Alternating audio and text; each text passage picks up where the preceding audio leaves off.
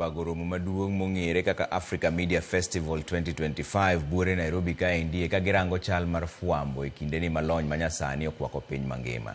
Nyasi ma kamaendi norbagi gi riwruok mar Baraza Media Lab mosebedo ka itiego jofwambo weche motudore gi fwambo e Afrika mangima. Thoth jofwambo mayudore moyuore romono oyango ber malony manyasani osekelo ne tijgi mar fwambo gi keyo.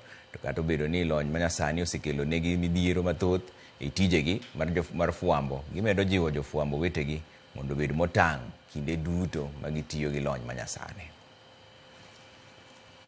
Africa Media Festival, an event ma kelo jofwambo duto te mawuok e nations mag Africa kod nations moko wan gi welo mawuok Dubai manka mawuok Germany mondo walos kuom weche ma affect journalists. Tunawahimiza watu wengi kuwa waweze kutumia AI kama teknolojia ambayo ina enhance their capabilities na wasiangalie kama kinachokuja kuchukua kazi yao. Waangalie kama tool yenye inatumika sana sana ku enhance kazi yao, especially kwa production na distribution. Na inatumika pia sana sana kwa research. AI inatengeza picha yenyewe. Umeona? So sisi tunaweza kosa kazi kwa sababu inakwambia kama inaweza toa picha ya coral, inaweza toa picha ya mnazi.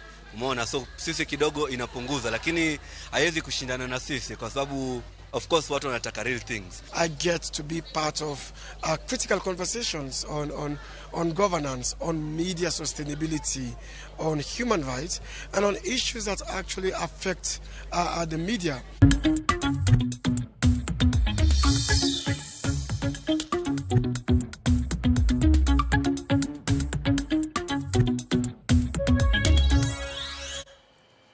Piny owacho mar kaunti ma Migori ka omakore kod sirikal mamalo dhi nyime kod manyo joket mwandu manyalo tayo kembe mag piny owacho kaka mano mar rabuon e kaunti ma Migori mong'ere kaka Geto